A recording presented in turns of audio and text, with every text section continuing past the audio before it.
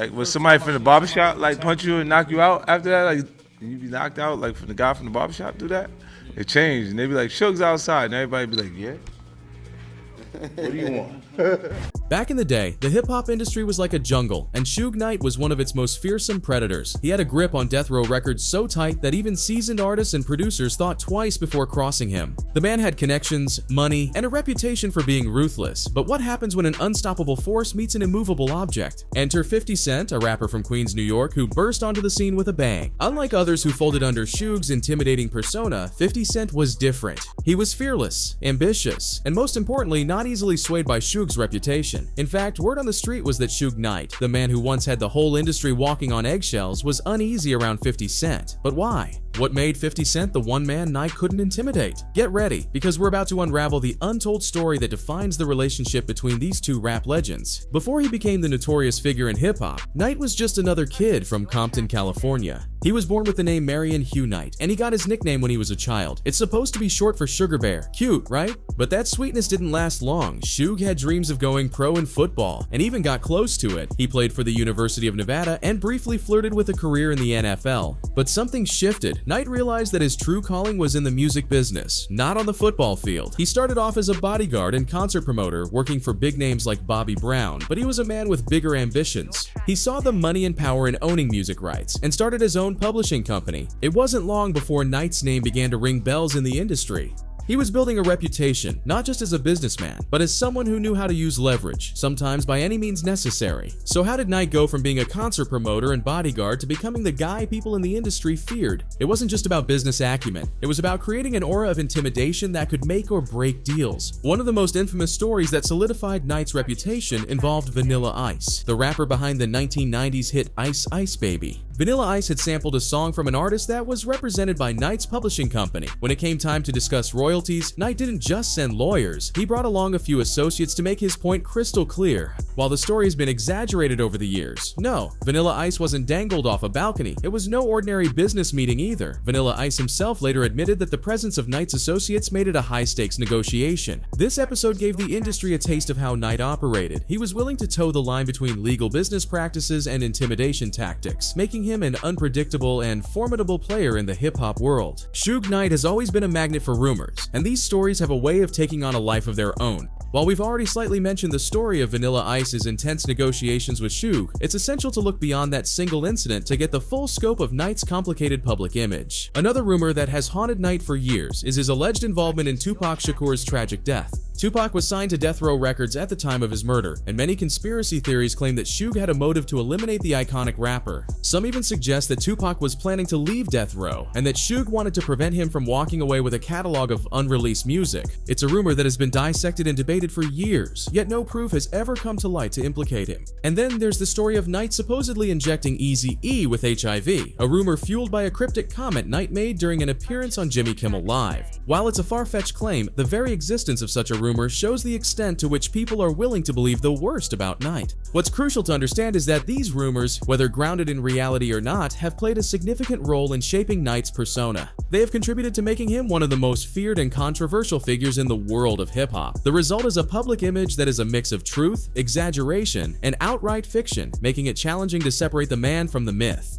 Knight's sphere of influence wasn't limited to isolated incidents or individual artists. He had his sights set on bigger game. Enter NWA, a group that revolutionized rap with their raw lyrics and beats. They were signed to Ruthless Records, a label co-founded by Eazy-E, one of the group members. But Knight saw an opportunity to shake things up. He set his eyes on Dr. Dre, a key member of NWA and a rising producer. With Dre dissatisfied with his contract at Ruthless Records, Knight saw a chance to make a power move. He orchestrated a series of meetings with Dr. Dre, and it wasn't just casual coffee chats. Knight allegedly enlisted strong-arm tactics, including threats against Eazy-E to persuade Dre to jump ship. The outcome? Dr. Dre and another NWA member, the DOC, left Ruthless Records and co-founded Death Row Records with Knight. This wasn't just a business transaction, it was a seismic shift in the rap industry. Knight had effectively dismantled a significant part of NWA, changing the group's trajectory and signaling the rise of Death Row Records as a new powerhouse. It was another demonstration of Knight's ability to blend business savvy with intimidation to get what he wanted, forever altering the landscape of hip-hop. With Dr. Dre and the DOC on his side, Knight was now ready to make his next big move. The formation of Death Row Records. But this wasn't just another record label, it was a statement. Together with his co-founders, Knight wanted to create a sanctuary for artists who felt constrained by the industry's norms. But let's not sugarcoat it. Knight's vision for Death Row included his own unique style of management, part business genius, part intimidation artist. The label hit the ground running, signing artists who would become legends like Tupac Shakur and Snoop Dogg. These signings were a testament to his ability to spot talent, but they were also facilitated by his knack for leveraging his reputation to seal deals. Rumors suggest that some of these contracts were signed in less than ideal circumstances, with artists feeling the pressure of his looming presence. Death Row Records skyrocketed to fame, dominating the charts and raking in millions.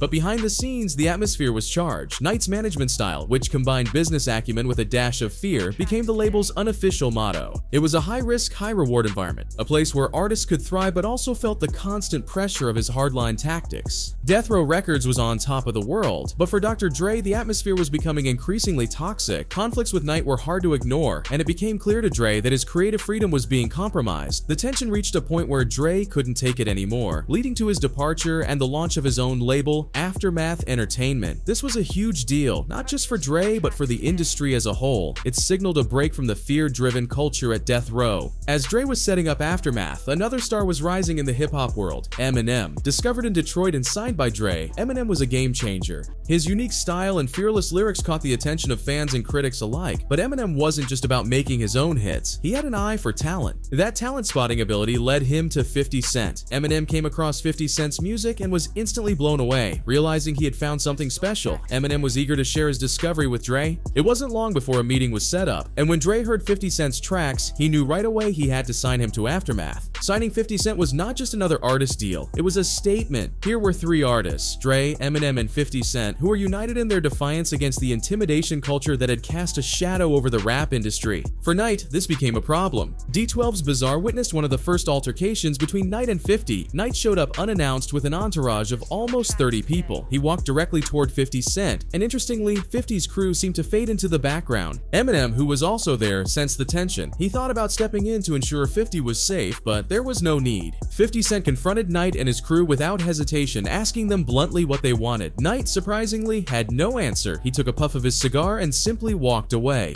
The speculation was that Suge was concerned that Dr. Dre had recruited 50 Cent to counter him, but if that was his worry, it was quickly dispelled. 50 Cent had no interest in Knight's games. It's worth noting that 50 Cent had already faced life-threatening situations before working with Eminem and Dr. Dre. After signing with Aftermath, the entire crew upped their security measures. Bulletproof vests and cars became the norm, a testament to the dangerous times they were navigating. This wasn't just a random encounter, it was a moment that shifted perceptions. Knight, who had built a career on intimidation, found someone he couldn't intimidate. 50 Cent showed that he was not just another artist in the industry, he was someone who stood his ground no matter who he was up against. For 50 Cent, standing up to him boosted his reputation even more. He kept dropping hits and expanding his reach into other businesses like movies and fashion. People admired his courage, and it became one of his selling points. On the flip side, Suge Knight started facing more and more problems. Legal issues piled up, and his influence in the rap scene started to wane. Death Row Records, once a force to be reckoned with, was losing its grip. A lot of folks think this decline had something to do with artists like 50 Cent standing up to the old ways of doing things. In short, the clash between 50 Cent and Knight was a sign of the times. It showed that the rap game was changing, moving away from intimidation and strong-arm tactics to a place where being real and standing your ground mattered more. The tension between each other didn't end with just one face-off. Rumor has it that on another occasion, Knight showed up with armed men while 50 Cent was alone, but 50 Cent wasn't fazed. He simply leaned back into his car and pulled out an Uzi for protection. Knight backed down again, a sign that his grip on the industry was slipping. Knight's downfall accelerated after these incidents. By 2003, he was back behind bars. Though he tried to control things from prison, his focus shifted away from rebuilding Death Row Records. Instead, he launched smear campaigns against rival artists, notably Snoop Dogg. He even managed to sever ties with Corrupt, someone who had been more than loyal to him. Despite all the noise, not a single album was released under his watch during this period. Financial troubles began to mount for Death Row Records, especially each time Knight found himself incarcerated. By 2006, both he and the label filed for bankruptcy. At this point, he owed creditors, including the IRS and Interscope Records, around $120 million. The once mighty Death Row Records was officially dead. His problems didn't stop there. In 2015, he found himself in a catastrophic situation when he ran over his friend Terry Carter with his car, killing him and nearly killing filmmaker Clee Sloan. He claimed self-defense, but witnesses said otherwise. He was sentenced to 20 28 years in prison and is not eligible for parole until October 2034. Meanwhile, 50 Cent's career took a different trajectory. Despite some bumps in the road, like filing for bankruptcy, he managed to bounce back impressively, even performing at the Super Bowl halftime show. His name continues to be more respected than Knight's, as he expanded his empire into multiple industries. The confrontations between 50 Cent and Knight marked a turning point. For Knight, it was the beginning of the end. For 50 Cent, it was validation that his fearless approach to life and business was the right path. Their brief but impactful interactions served as a stark contrast between two different approaches to success and reputation in the rap industry.